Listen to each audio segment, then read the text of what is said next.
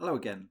In this video, what I'm going to try to do is to cover some themes that I've covered in the book Lost to the Races and this series of videos with some updated information, and do it in a way, almost what I've called the Socratic way, and present it in a fashion that will be somewhat different to how it's presented to you by the media. And we will all have our respective views on the extent Britain has free speech and free press. We're all entitled to our views on that. But here we go. So I'm going to return now to the Staley case, which I mentioned was interesting for a few aspects in particular. It occurred to me and others that I work with on research projects that essentially he was being it was alleged, and this went to the upper chamber and what have you, that he answered what largely was an irrelevant question, the wrong question, we would contend, in a way that was seen to be not honest. So i.e., the degree of his relationship with Jeffrey Epstein, and to what extent in this subjective concept of close they were. And really the question that always should have been asked was, was Staley aware, or did he partake in any of Epstein's wrongdoing? And I'm not aware that there are any allegations that he did. And I think the subjectiveness, or this inappropriate question, which he was assessed as, judged as being less than honest in answering it, has to be understood in as I've said in the video, the clash that Staley and the regulator previously had on allegations that Staley was trying to unmask a whistleblower. And I don't know this for sure. You'd have to ask him, but I do sometimes wonder whether when that question was posed to him, whether he saw it as a sort of catchy type question and answered it defensively, because Epstein had huge contacts, and to the extent at which he was close to certain people, so Donald Trump, for instance, is highly subjective. And you could argue that at one point in time Epstein was close to Trump.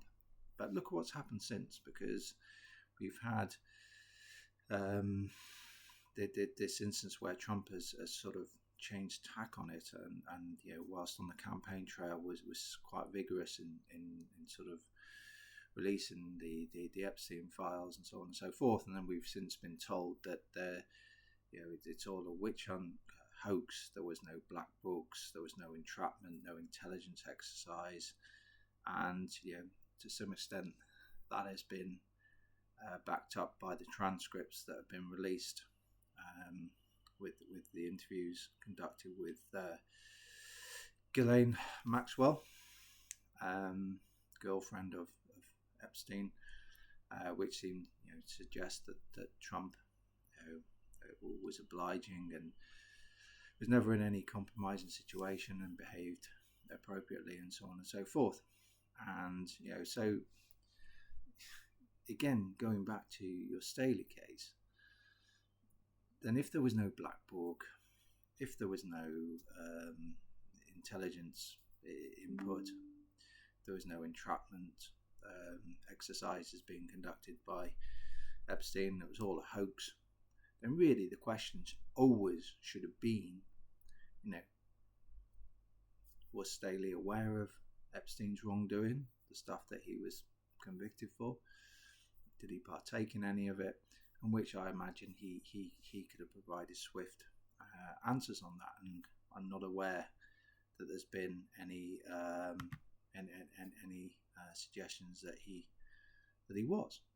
So to me, this thing now looks even more odd, and it kind of looks like you've got a person who answered the wrong question in the wrong way. and that's and let's see clearly if Ghislaine Maxwell is granted a presidential pardon after the transcripts of her interview were released. That will of course be entirely coincidental to any of this, and make your own calls on that one. So now what I want to look at now is return to the Woodford situation, which has recently been in the news in terms of the fines levied and the ban against Neil Woodford, and the fines relating to his company. I've done a little bit more listening on this, and in the previous video I did cover a lot of it. In terms of my own subjective judgment, is I wasn't entirely comfortable with the structure of the fund. I've made it quite clear that in terms of, for me, this is only my opinion, that certainly in an open-ended format, when you're running a sort of equity income fund, you're better off generally blending, trying to find sustainably high yielders, perhaps not growing their yields that quickly, but sustainably high yields, and then blending them with companies that are perhaps paying lower yields but growing them faster, nicely well covered yields, so they'll grow, and that generally produces quite a nice blend. And I think you have to keep an eye on liquidity all the time, and so I was a little bit concerned about the structure of the Woodford fund, in particular also the long tail of unquoted investments. And I questioned, again, just my own subjective judgment. He'll have his own different opinion. I'm aware that his long-term track record is very good and have no grievance against him. That it takes a lot of resource to analyse hundreds of listed companies, which you effectively need to do to distill it down to your portfolio list of your listed companies. And then if you add to that all the specialist knowledge that's needed to cover unquoted, private businesses that are often highly specialised, there isn't the flow of information. Some of it's premised on academic research which needs to be tested, and so on and so forth. I think I couldn't quite see where they had the resources to do that. Again, that was just my own subjective judgment. He had the permissions to run the fund that way. He wasn't trying to hide anything. As I noted, he was very, very transparent up until when the worst liquidity situation started to unfold. I don't personally think he would have set out to do anything wrong. I'm not trying to cause any irritation to the people who lost money here.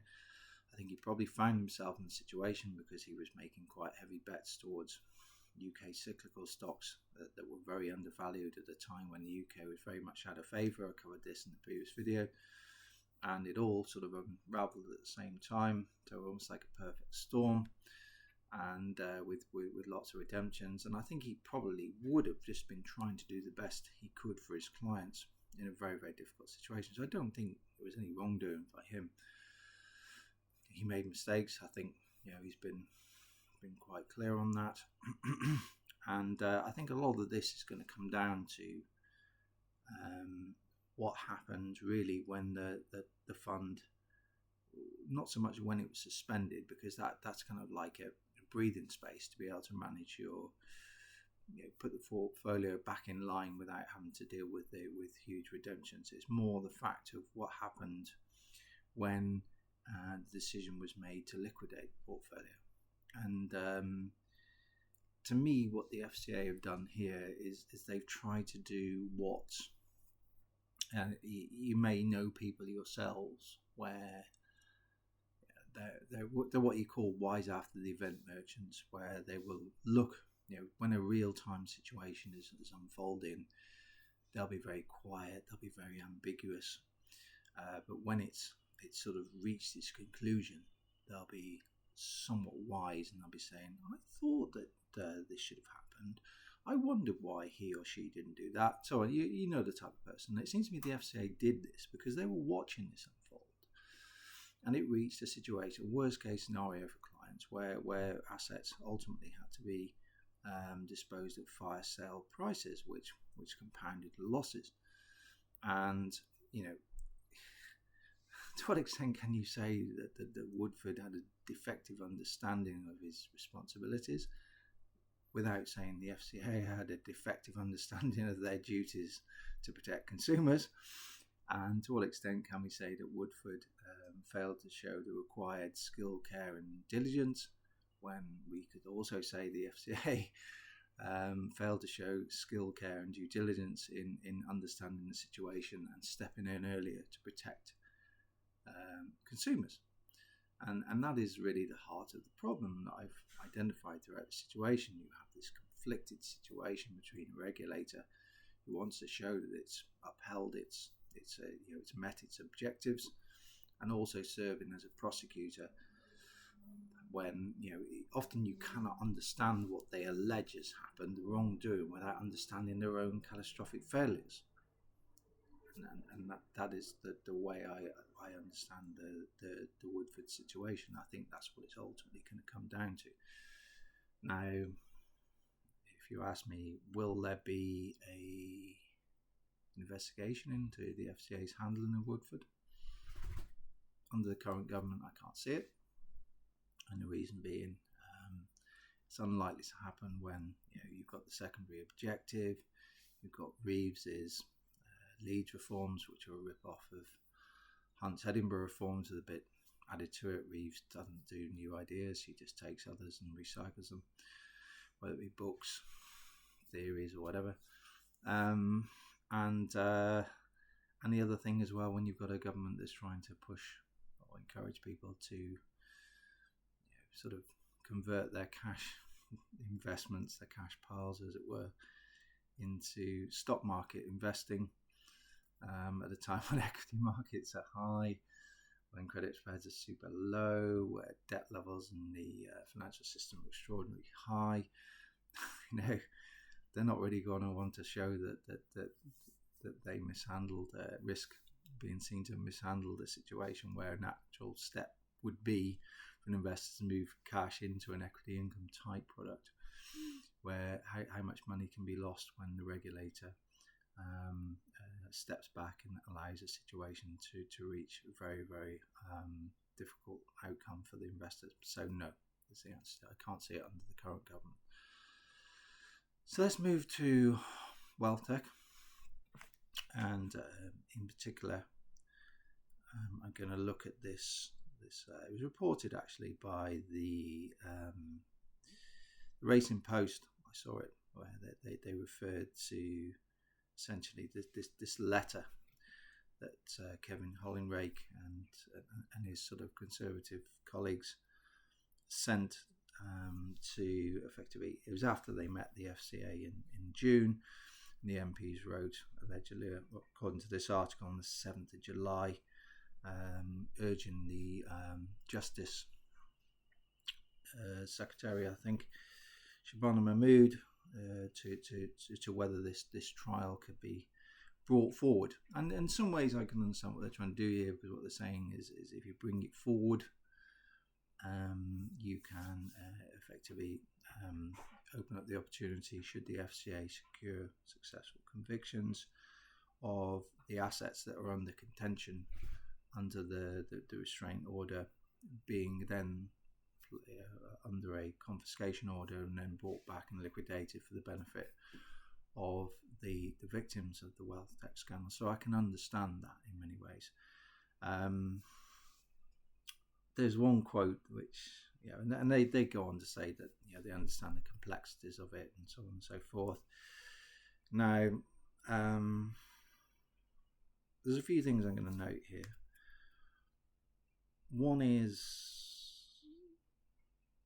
they seem to have moved from holding the FCA accountable. So they bought effectively the prejudice argument that you can't hold us accountable because prejudice.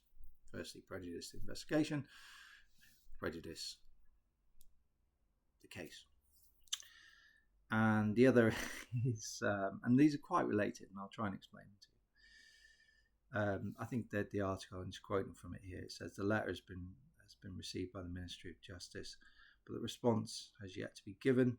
The scheduling of court cases is not set by the Justice Secretary, but by the independent judiciary.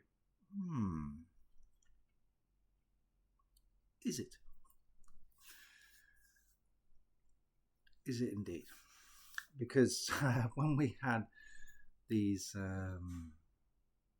Southport riots, and again, I've made it clear I don't condone riots and violence and all the stuff, that unpleasant stuff that goes with that. That all of a sudden the court sprung into an incredible burst of productivity, long hours, and ramming people through the system, and imprisoning them, often making space for these people by releasing dangerous criminals early. So that's very interesting. So one, I would question that scheduling thing. I really would. Seems to me some duality there. And the other is this prejudice situation, and I've covered in these videos the duplicity of prejudice and how it's distorted to choke off accountability and to shut down debates. It's a real sort of enemy of free speech. And I'm going to try to make this point again. I've done this in other videos, but let's revisit it.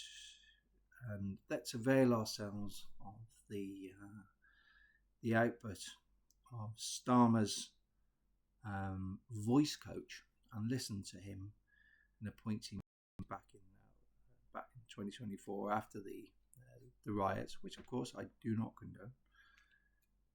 But you look at his view on, listen to his view on prejudice here. Now, I'll have to silence it first because there's going to be a YouTube advert, so bear with me. So I'll just do that. But when he comes on, listen very carefully. His view, how he prejudices these people when it suits him. So he plays prejudice both ways. And we'll look at that. So here we are. I utterly condemn the far-right thuggery we've seen this weekend. Be in no doubt, those that have participated in this violence will face the full force of the law. The police will be making arrests, individuals will be held on remand, charges will follow, and convictions will follow. I guarantee you will regret taking part in this disorder, whether directly or those whipping up this action online and then running away themselves. This is not protest. It is organised, violent thuggery, and it has no place on our streets or online. Right now, there are attacks happening on a hotel in Rotherham. Marauding gangs intent on law breaking, or worse, windows smashed, fire set ablaze, residents and staff in absolute fear. There is... That's enough for Starmer for now. I'm going to look at this in two ways. One, the distortion of prejudice, how he uses it to his favour when it suits him. And the other, I'll come back to the far right thing. So I'll show he hasn't got a clue about what he's talking about there. Let's deal with the first one. So, yeah, I said that I do not, I'm with him in the respect where you can't go out committing violence and making threats and so on and so forth, and whether you're doing that via social media or you're doing it outside. So if you're going to protest, you have to do it peacefully. That's very, very clear. But that said, that these people at that stage wouldn't have seen a courtroom, and he's making it very, very clear what he expects. There will be arrests, there will be charges, there will be a sentencing and so on and so forth. So he's directing the judiciary. There's no doubt whatsoever about that. So he is prejudicing these people and their cases. And I do not condone them, but if we believe in prejudice, he is prejudiced them. No doubt whatsoever. Now let's go back to his use of prejudice, which I've covered in an earlier video, of when the atrocities in Southport happened. Because what he tried to tell us is that despite there being people seeing these atrocities, which is awful, and there being overwhelming evidence that the person convicted did it, he tried to tell us in another speech, the media's lapped it up, of course, but he tried to tell us that merely by people saying, challenging various agencies and authorities as to why a dangerous individual who had been brought to their attention on more than one occasion was allowed to walk the streets and then go on to commit a terrible atrocity, merely by asking those questions, that this person just could have walked free from courtroom, despite there being overwhelming evidence that he did it. Now you can see how Starmer plays this prejudice duplicity, and the FCA do exactly the same. And in terms of Starmer, this is you would have seen today that in essence his approval ratings are at appalling levels, and I would say in my lifetime he's the most loathed Prime Minister I've ever seen. And in many ways he reminds me of Robespierre in terms of when society started, when citizens started to see through his sort of vacuous and phony ideas for society, that he became ever more aggressive and oppressive, and he met with a terrible end himself. Now, I'll be clear, I don't want Starmer to end like Robespierre did. I don't wish him any personal harm at all, but I do think his career, taking out the nasty violence, what happened to Robespierre, will suffer the same dramatic end. Again, making it clear, don't want any violence towards Starmer. Now, and that's the odd thing with revolutions. If you look at the French Revolution, they roll from one autocracy to another, and ended up with a military dictatorship under Napoleon, and that ended very badly. And you can look even at the Civil War in Britain, where we sort of roll from a sort of tyrant king who was claiming the divine rights from God, and he was displaced by some puritanical version of a tyrant who was running a parliamentary dictatorship, and the country didn't want that, and then you ended up with Charles II returning from exile. And that's often the case. The Russian Revolution as well. You ended up with the tyranny of the Romanovs ended, and whilst there were the Mensheviks and the Social Democrats who wanted to bring in sort of social reform in a sort of gradual, less dramatic way, Lenin came along and didn't want to deal with the inconvenience of democracy, took over and instituted a brutal regime. So these things often happen like that. And Starmer really is that point, the Robespierre point, where people look at him and say, this is just rubbish. These vacuous values, and really you're just becoming a tyrant because we can see through you. And that is my take on Starmer.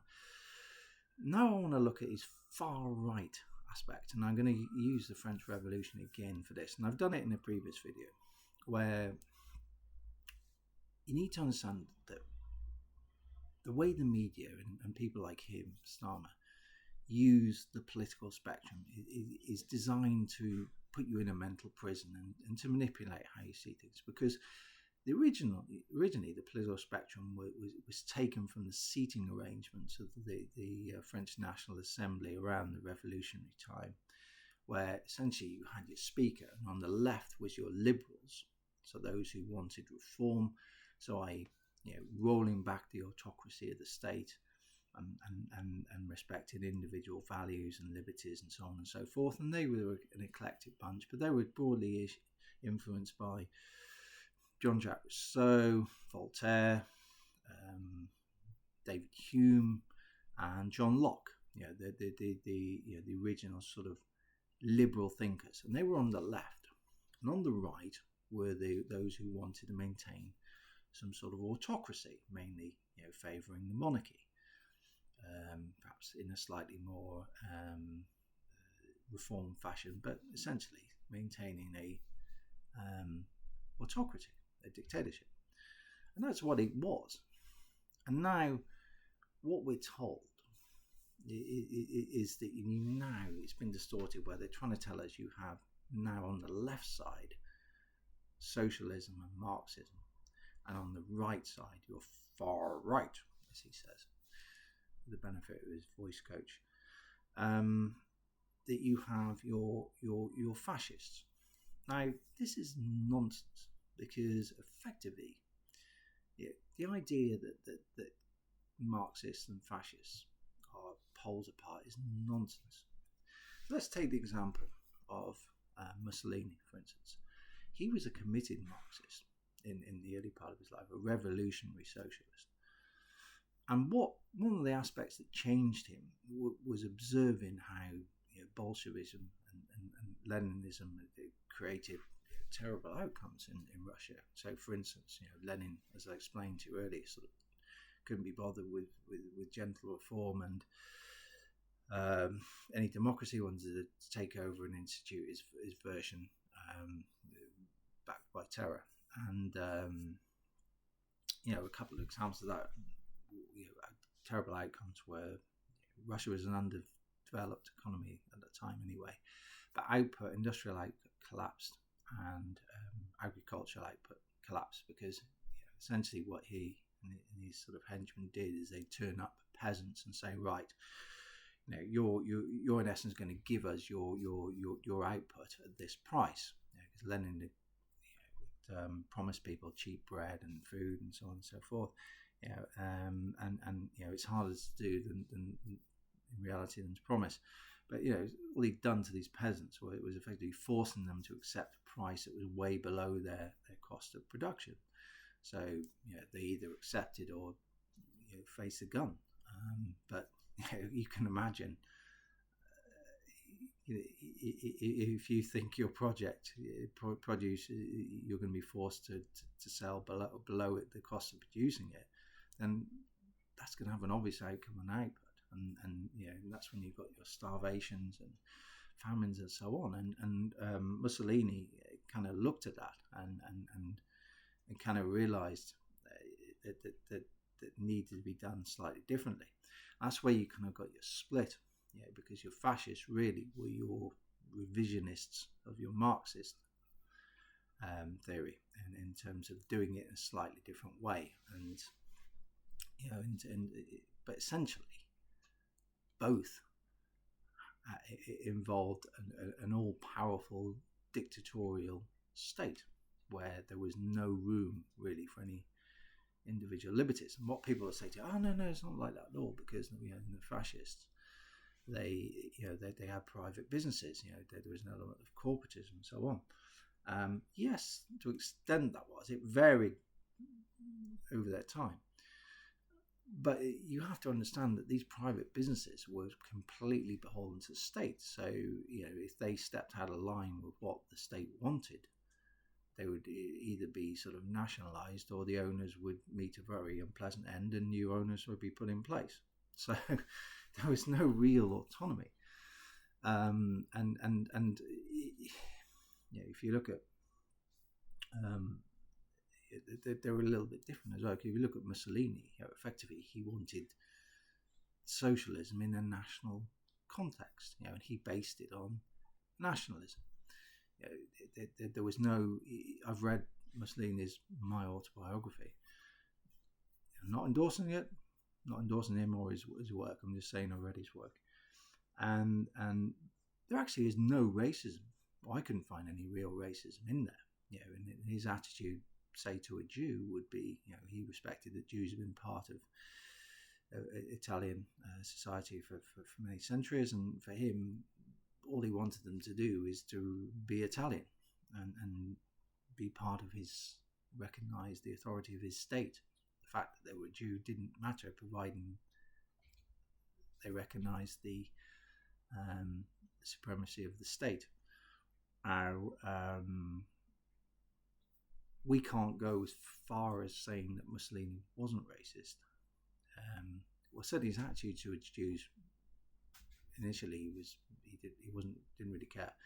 He didn't buy into Hitler's race theory. But that did start to change a little bit when he was greatly weakened and fell under the influence of Hitler towards the end of his life. But we can't say Mussolini wasn't racist, because the brutal campaign he oversaw in Ethiopia was horrendous, and Ethiopians were essentially treated as subhumans, and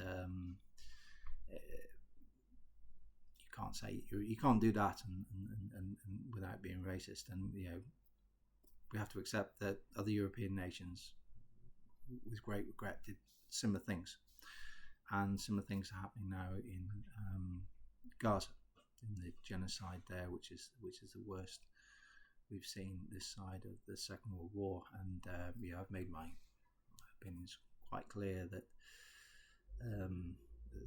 that Parliament, with notable exceptions, is complicit in that. And certainly, I believe Keir Starmer is. He's tried to show some sort of phony resistance by saying that he'll try to recognise a two-state solution if there isn't some sort of ceasefire or some sort of solution by September. But people are dying every day and starving every day, so that's just political and moral cowardice. And again, to come back to the Robespierre situation that we now have, via the Online Safety Act and the terrorism legislation, both of those follow what I've called the shop window approach, where you show a reassuring vision that we want to clamp down and punish terrorists. That's fine, I totally agree with that. But then you delve further behind the shop window and look at the inventory, and virtually anyone can be labelled a terrorist.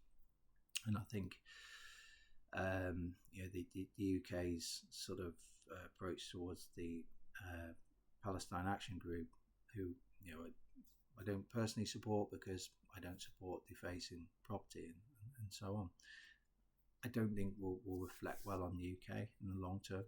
And you can see it as well with the situation with, I think his name's Mo Chara of Kneecap, where somebody handed him a flag and of a prescribed terrorist organisation, and they're trying to sort of have him for terrorism, and he's been a vocal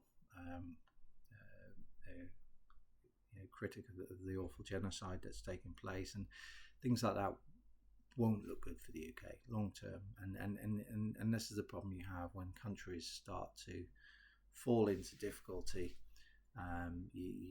They become more oppressive. Exactly what happened to Robespierre. That's why I use that example. But to go back to your fascism again, is clearly Hitler, and I have read Mein Kampf. I don't endorse Mein Kampf. It's a very, very turgid read, a very hard read. Certainly don't endorse Hitler. But he applied effectively socialism with a sort of racial angle to it. And if you look at, were to read Mein Kampf, you'd feel awful comments about the Jews, awful comments about the Slavs, awful comments about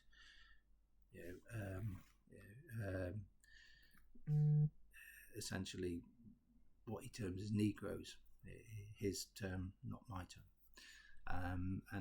So he put it in a very unpleasant way. But again, they will say, well, Hitler allowed sort of private businesses. Yes, but if you read the sort of comments from those businesses, and what you will see is those businesses were completely beholden to the state. They were completely subordinate to the state, and they didn't know what they were going to be allowed to produce, didn't know how much they would receive for it, and then didn't know how their profits would be treated, or so on and so forth. So the idea that effectively Marxists, socialists, and fascists are the complete opposite is complete and utter nonsense. It's socialism in a different context, applied in a different way with different parameters. And essentially you need to go back if you want to look at a proper political spectrum, how it should be. It should be as it was looked at in the French Assembly, where on your left you have your genuine liberals, not the phony ones we see now. They're the big state liberals, genuine liberals, who are free thinking, free expression, a small state.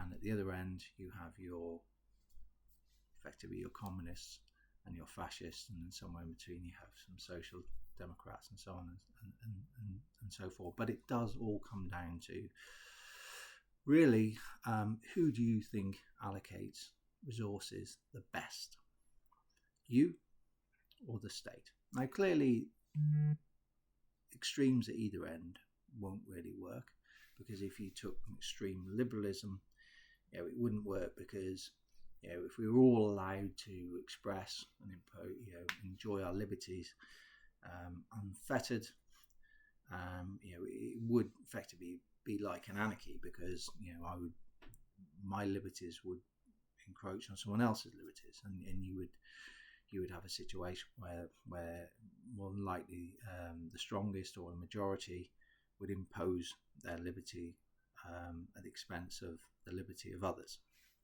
So you always need this balance. But really why I've gone into this, and I hope you can understand, is Starmer's use of far right is absolute nonsense, and he hasn't got a clue about what he's talking about. Now, if you think that I'm wrong, you're entitled to do that, but I'll show you two books which pretty much make the same point. First one, eminent, sorry if the light's not great, economist Hayek, The Road to Serfdom, very famous book, very relevant to the current times. He makes the very same point, effectively. You've got liberalism, you've got collectivism, and the more you trend towards a collective side is the more you get tyranny and authoritarianism. The other one, and I'm not punting books here, there's no commission, nothing like that. So I've got no commercial interest in any of this. Next one is this, Killing History by L.K. Samuels. And if you look, what it says here is the false left-right political spectrum. On the back, it's pretty much it is a good thing. Almost everything about the political spectrum is wrong. Now, this is a big book, as you can see, but it's probably one of the best reference books I've ever come across in terms of making this point. So I'm not making these things up.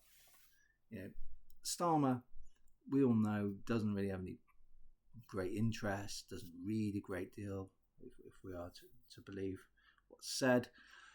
So I'm afraid you're not going to learn these, to really get to grips of really what the political spectrum should be and how it's been perverted.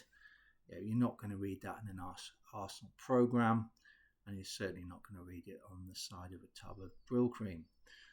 You have to actually go out and do some research and some reading. So I've tried to there give you, when you're fed this phony political spectrum, when you're fed this prejudice argument, how you're being mentally manipulated. That's the point I wanted to make to you. Starmer does it, the FCA do it. And if you look at WealthTek and you saw the situation with Barclays,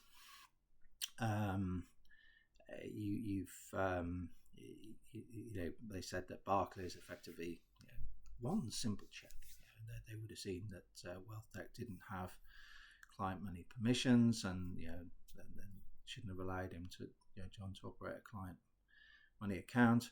But I would say to them, one simple trip to Newcastle, look at videos 2 and 3 and the narratives that I pasted in there.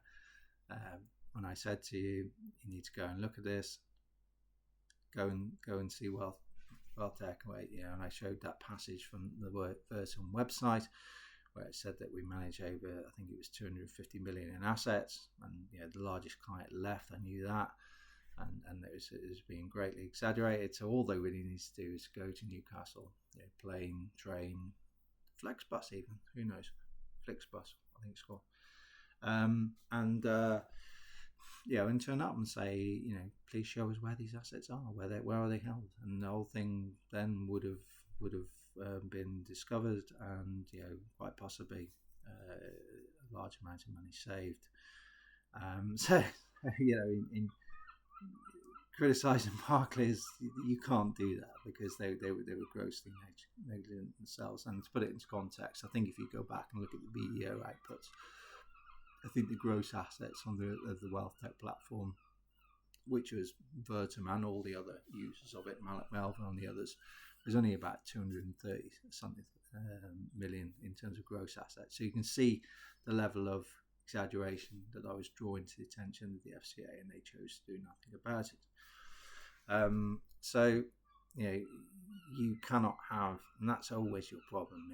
Is you've got a regulator that is sort of taking action against alleged wrongdoing by the people, and often that wrongdoing cannot be understood without understanding their own catastrophic failures.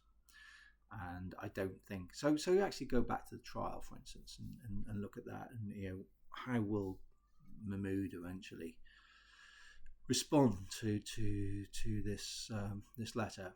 I think they're in a difficult position, because I think the case of bringing it forward,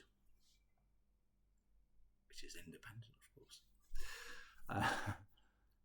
is quite compelling from the client point of view. But at the same time, bring it forward, these issues start coming out, and it doesn't sit very well with the secondary objective and this desire to fund financial services growth and how great the system is, and this trying to encourage people to invest more in equities doesn't look good.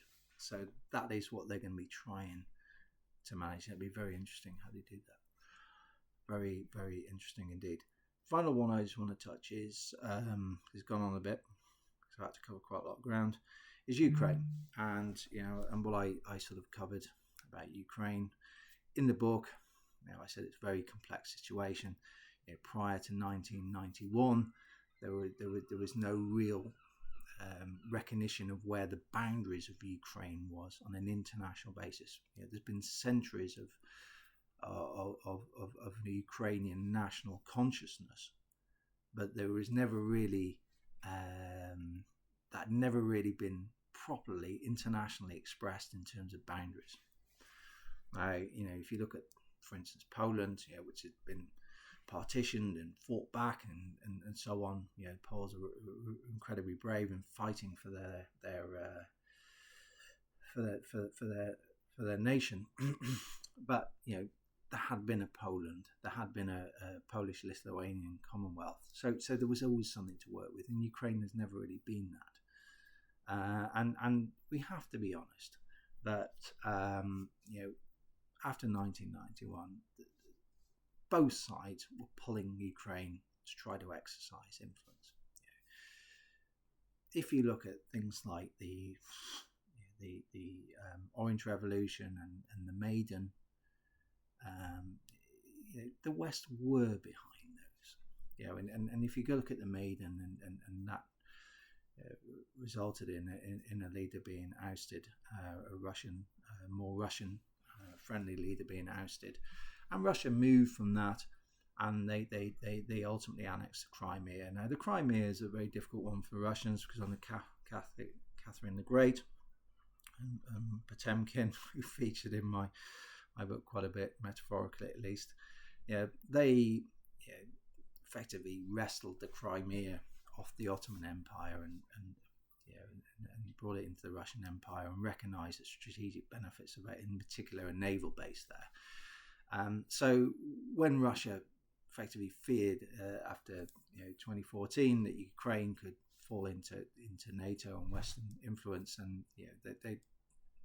they felt, I don't endorse this, they felt they had to move to secure that strategic benefit of having a naval base in Crimea, and Crimea has always had a slight special place for them because of what I just described historically. And where I think Ukraine will end is there will be an outcome where I think where it will end for Ukraine will be sadly worse than the deal that the Turks were trying to broker with the Russians and Ukraine back in 2022, early on into the conflict, which the West, the Europeans, namely the Brits, Boris Johnson, encouraged Zelensky to walk away from, to carry on fighting, they will end up, in my opinion, in the worst position they would if they'd have pursued those talks that the Turks were brokering. And you won't see your Boris Johnsons and your other European leaders going back and saying, oh, we're kind of sorry because you've ended up in a worse position and there's been enormous loss of lives. And history, I believe, will show this is a proxy war. And I made it clear in the book, I don't believe there's any such thing as a good state and a bad state. It is never that simple.